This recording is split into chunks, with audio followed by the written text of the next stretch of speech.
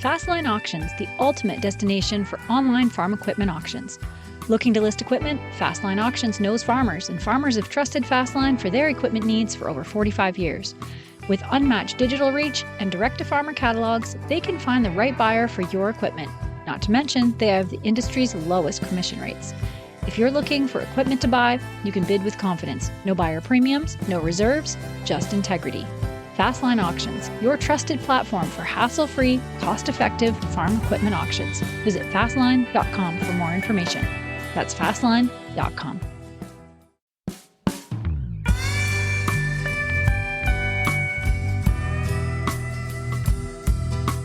Stories behind the ag brands we love and the ag brands we love to hate. What color is your tractor?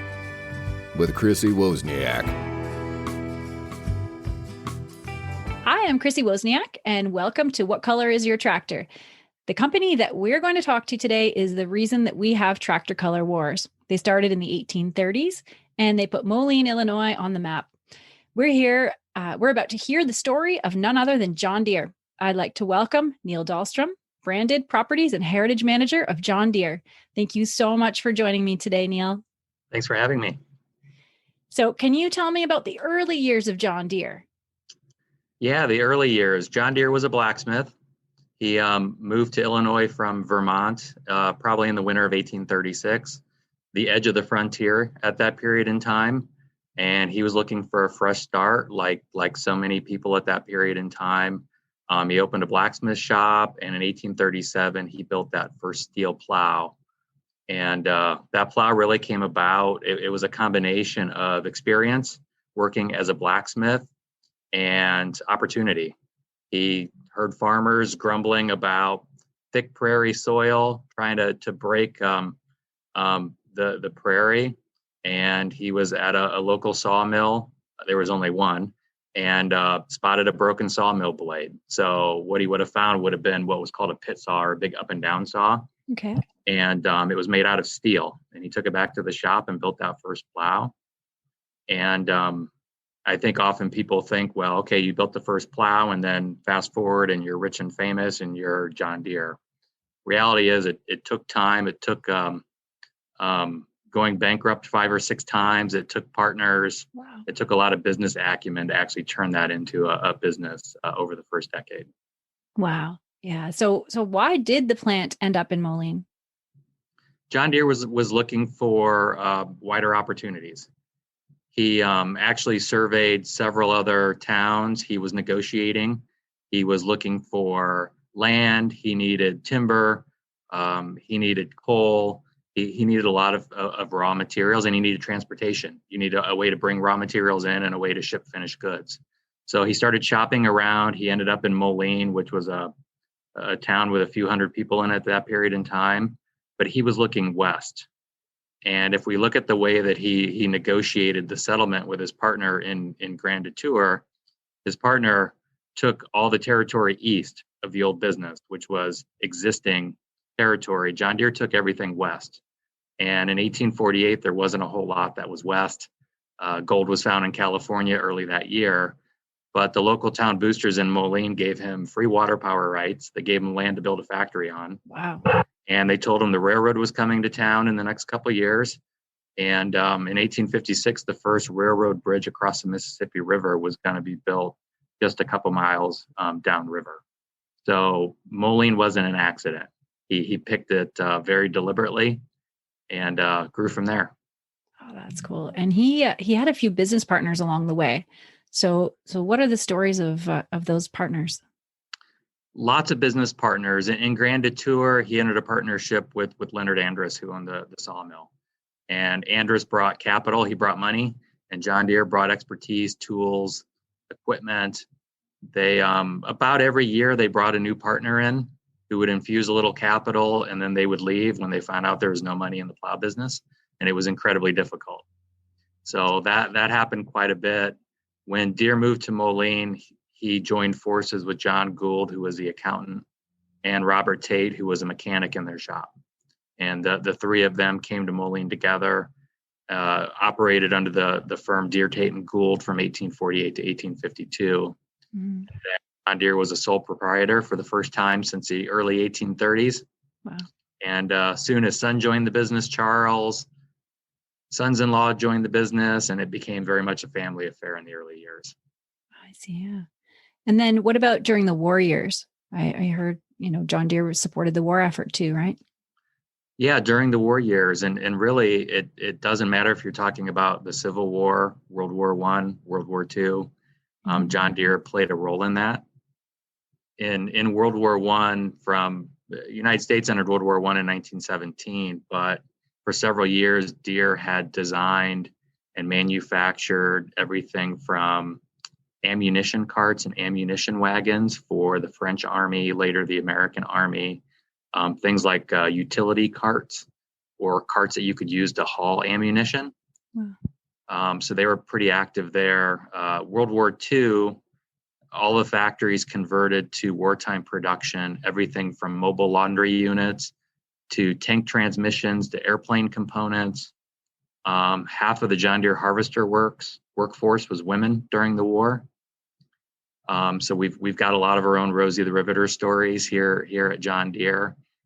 And then the John Deere Battalion, which was an ordnance battalion made up of John Deere employees and dealers, just under 1,000 of them who served overseas repairing tanks and artillery.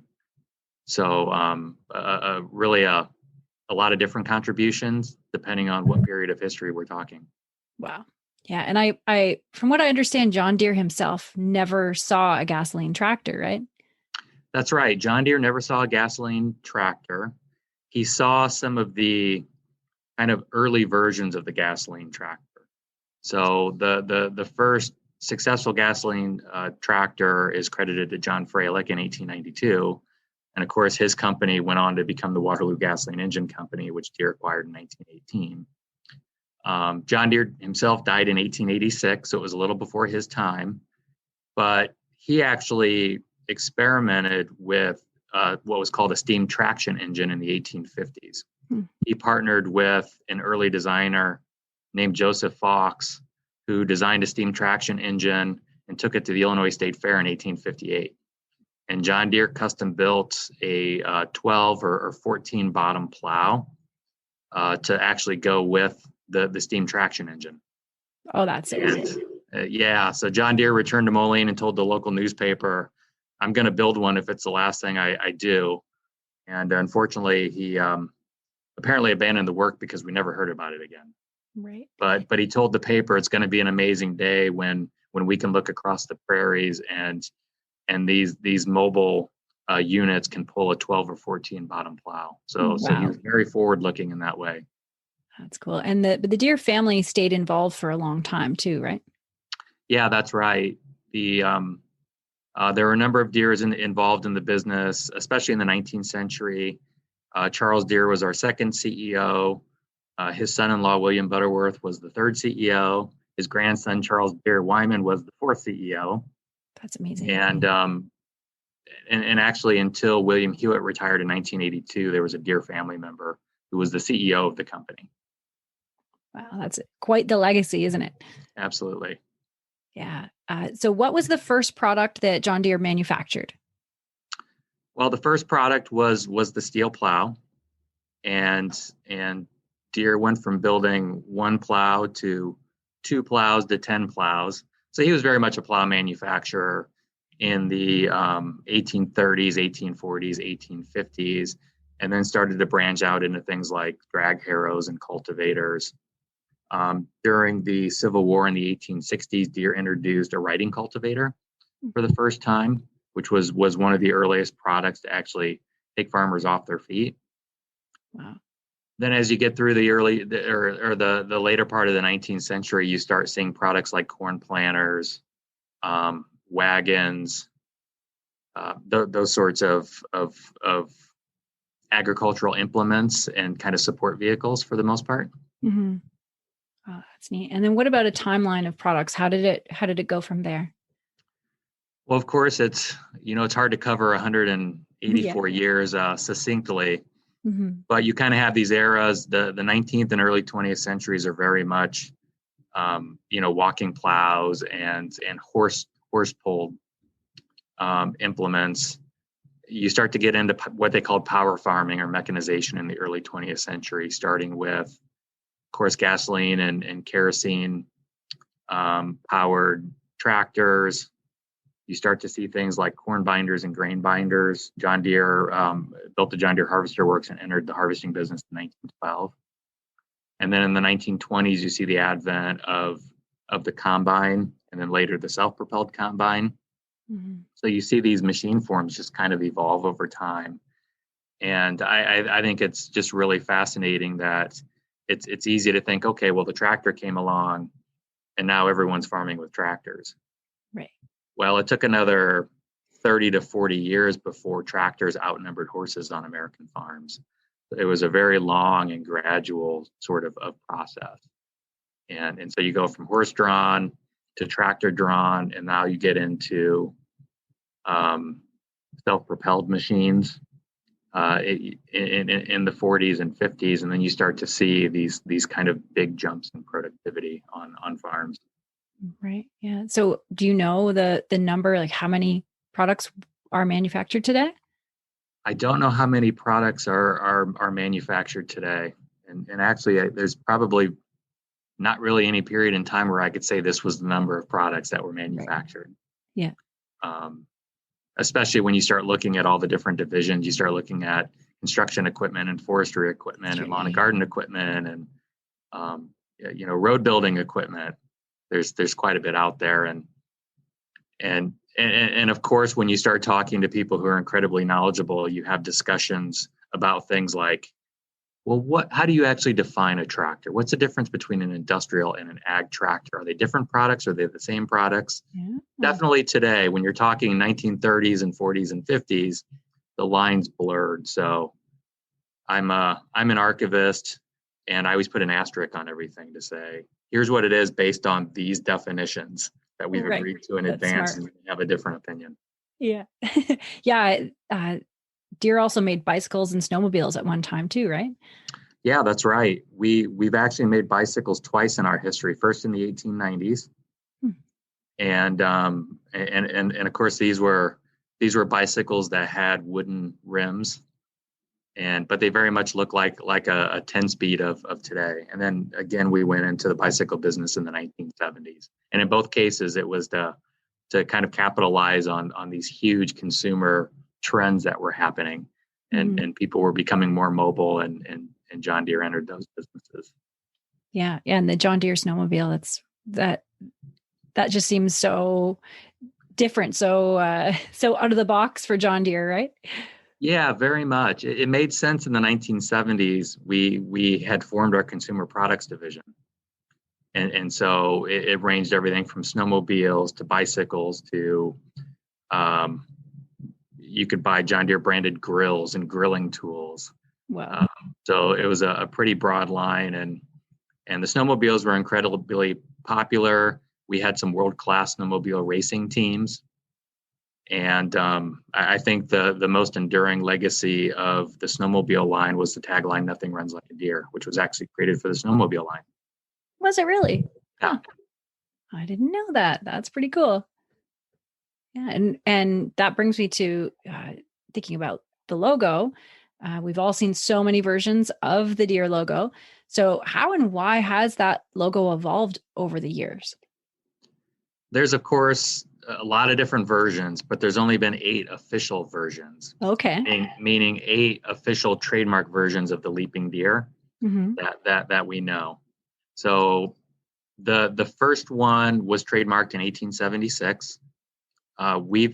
It appeared at least as early as 1874. We've seen it in newspapers in 1874, and John Deere himself actually had a hand in that one. John Deere got together with a friend of his who was a county surveyor, and they were talking about ways to differentiate John Deere products, and they came up with this idea of a deer leaping over a log. And the story from Melvin Gould, the county surveyor, was that they cut a stencil out of a sheet of brass, and that was what they used to create that first one. Oh, that's really cool. Yeah, so it's it was a way to differentiate their products. In the 1860s, there were more than 2,000 manufacturers of plows in the United States alone. Wow. So it was a crowded space. This is a period in time where a lot of companies named themselves after the town that they operated in. And Deere had several competitors in Moline. So you couldn't any longer say, well, this is the Moline plow, because there were other Moline plows. Mm-hmm. And that was kind of the initial driver for that. And the trademark has evolved over the years. Oftentimes it was driven because of the ways that the leaping deer had to be applied to products, either through stenciling or decals, maybe the way that the materials that were used on products. So maybe you wanted to create a leaping deer that said quality farm equipment on it because you wanted to say something. Well, then that is no longer makes as much sense when you're also making construction equipment. Everything can't say quality farm equipment on it. So you see some of those evolutions. And then bringing us to the current trademark that came out in 2000, which I think was really the most kind of radical change. It's the first time that the deer was actually leaping up instead of down. And that was very deliberate because Deere is a company in the ascendancy on the way up. And you want that represented in your trademark. That's really cool.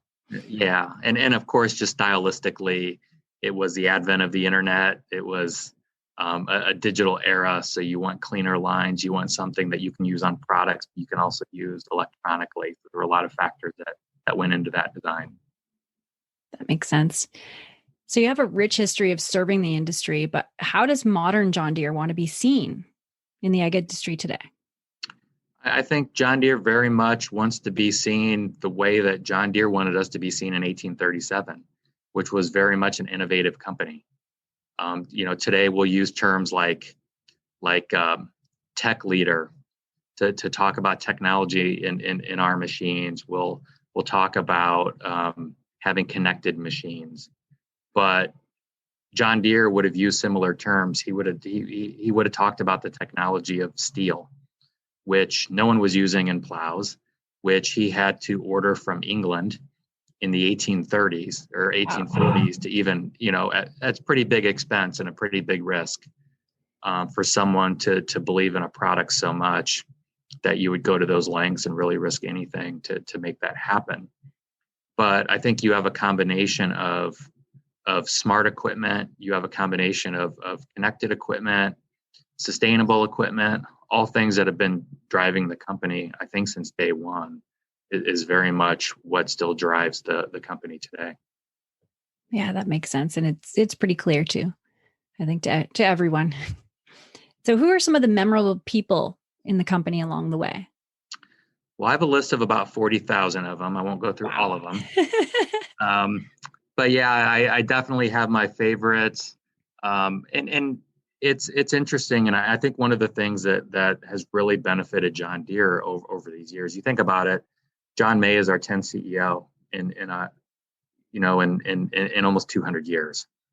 And so we've been incredibly fortunate that we seem to have the right CEO for the right time. Mm-hmm. And that's important because I often get asked, well, who was the best CEO? Say, well, you can't really make that comparison because John Deere maybe wouldn't have been a great CEO today. But at the time, he was perfect because he knew how to get things done. He understood the landscape. He understood his product. He created all these principles that we continue to operate under today, like innovation and quality and commitment to customers and employees. But I can say I certainly have some favorites. One is a guy named Dr. Warren E. Taylor, who ran John Deere's soil culture department starting in 1912. He was hired. He started several John Deere experimental farms. So even before we got into the tractor business in 1918, we spent 7 years doing research and development. And he was testing all of these machines, motorized cultivators, a single cylinder tractor, a 4-cylinder tractor, 2-cylinder tractor on our experimental farms. But he was also mailing information to customers and asking them to send back soil samples in 1912, and then started writing books. A book called Soil Culture and Farm Methods, where he broke down from we use the word agronomy today. He would have used different words. He would have talked about kind of scientific methods. But just a really interesting person. He was a homeopathic doctor before he joined Deere. He ran a large state experimental farm nearby, and John Deere went and hired him and said, build experimental farms for us so we can test everything. Wow. So the whole renewable soil regeneration, that's not a new idea then, right? It's not a new idea. He's talking about crop rotation, and in the 20s, he's talking about the corn borer and how to combat the corn borer, because there aren't permanent solutions. So you've always got to kind of deal with it as it comes. And he was something who really led the charge. Anyone who has copies of the Furrow magazine from the early 20th century, you're going to read a regular feature from Dr. Taylor, where he's sharing all this information. He was giving upwards of between 50 and 80 speeches a year, plus writing, plus doing his day job. So he was quite prolific. So he's kind of grown to be one of my just one of those people that really stand out over the years. Yeah, that's remarkable, and obviously so much passion. Yeah, absolutely, a lot of passion, and just really kind of believing in everything that he did. And again, it's how do you improve this? How do you make it better? That was always the goal. And then how do you build on that? So that's one out of my 40,000. Right. Yeah. Who's another one? Tell me about another one. Another one was Charles Deere Wyman, who was John Deere's great-grandson, the fourth CEO of the company. Charles Deere Wyman was a World War I veteran. His dream in life was to fly airplanes. He actually got his pilot's license training on a Wright Flyer.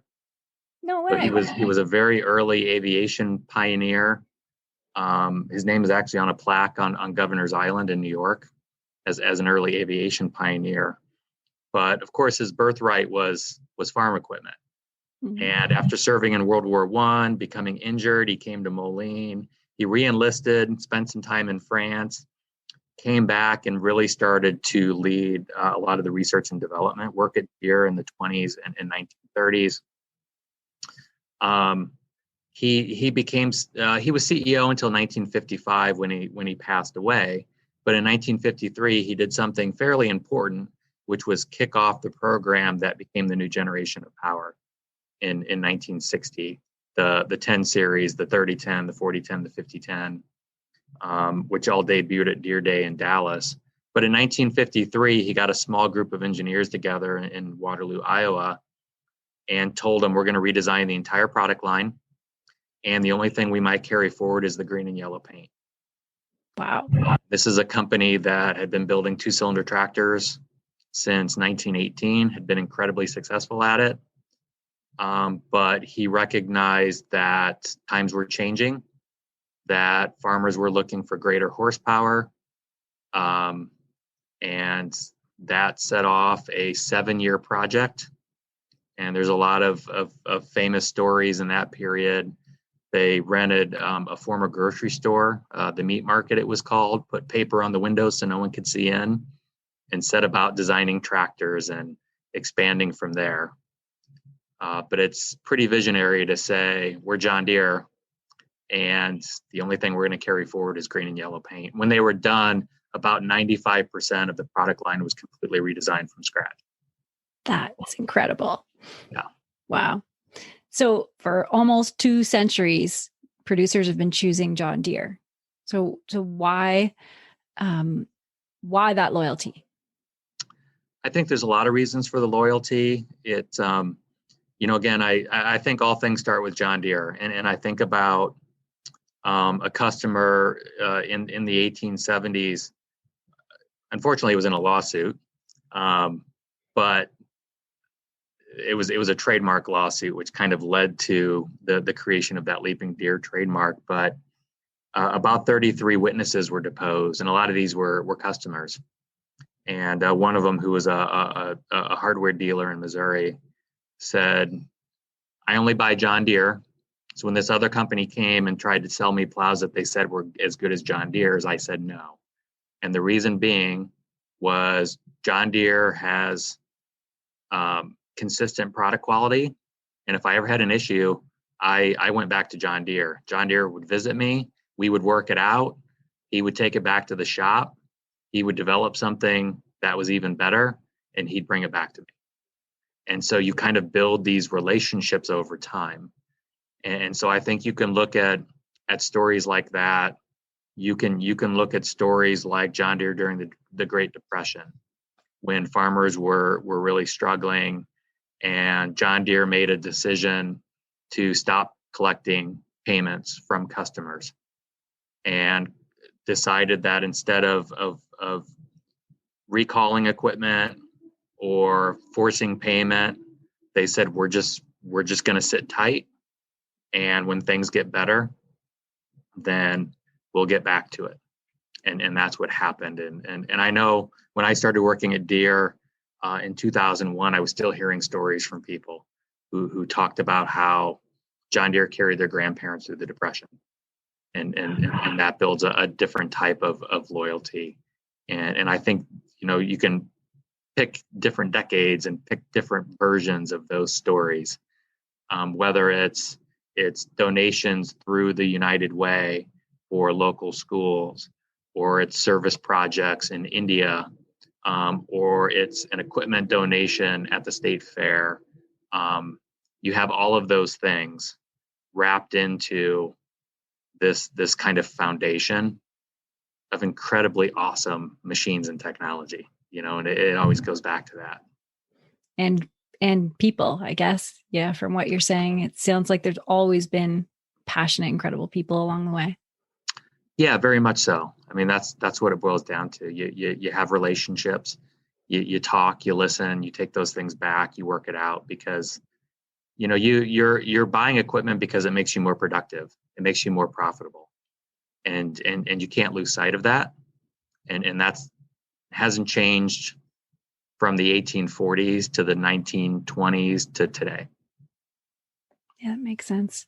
And so what are a few things that you think that people don't know about John Deere? Few things people don't know about John Deere. Boy, that's a tough question. A lot is, of course, there's so many things that go on behind the scenes. Mm-hmm. There's so many products that maybe don't come to market, but the technology does come to market, but you don't see it.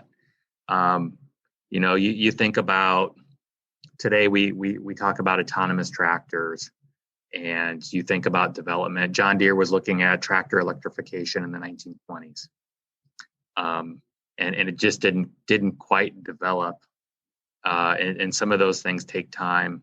I think about products like a gator that we developed in the early 2000s that runs on hydrogen. Really? So I've never heard about that.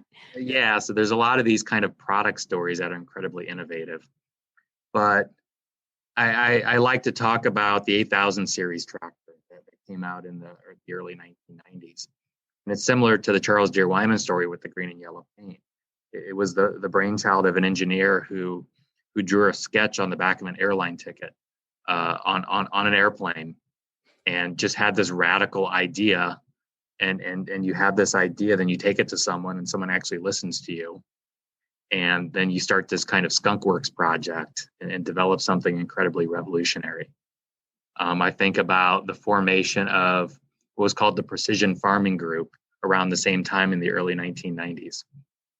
And talking to people who were there, who said, well, we were given a blank sheet of paper and asked to figure out what was next. And we spent a lot of time talking about what was next, and we landed on this radical idea of using satellites in agriculture. And we didn't think anybody was going to listen to us. And who listened to us was the CEO. And he said, go figure it out. Oh, that's so cool. And now look at us. Yeah, exactly. And so it's things that you start to take for granted that they were always there, but you forget that it took some pretty bold ideas and bold initiative to actually even present it, but to get buy-in and commitment and then to development and then to bring it to market.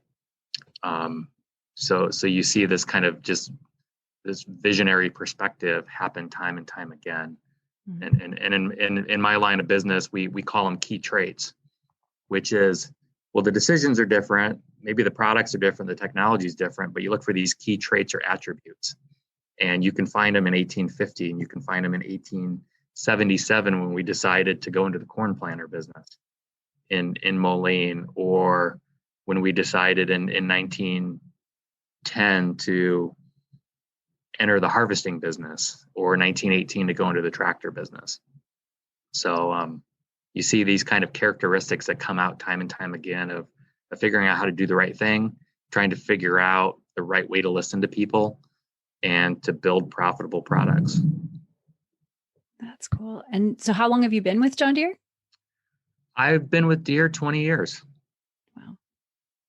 And I've spent most of that time working in one form or another in corporate archives, research, in working with like the John Deere historic site, our 1840s historic site in Blacksmith Shop, the Tractor and Engine Museum in Waterloo, or the John Deere Pavilion. So trying to bring these stories to life, and everyone gets to be jealous because I actually get to do the research too. I get to go through the old stuff. Yeah, that's pretty cool. Yeah.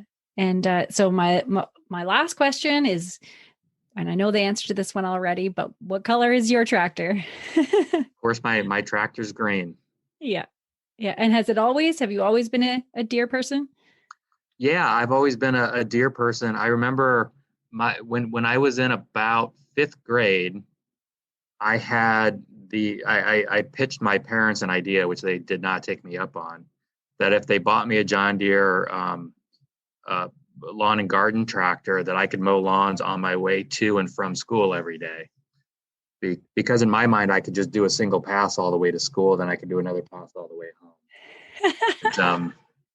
They didn't take me up on it, but that's kind of my earliest recollection of wanting to drive a green and yellow tractor of any size. That's awesome. Very good. Well, thank you so much for joining me today. That was some great history, and I got to learn some things too. Great. Thank you. Yeah, thanks.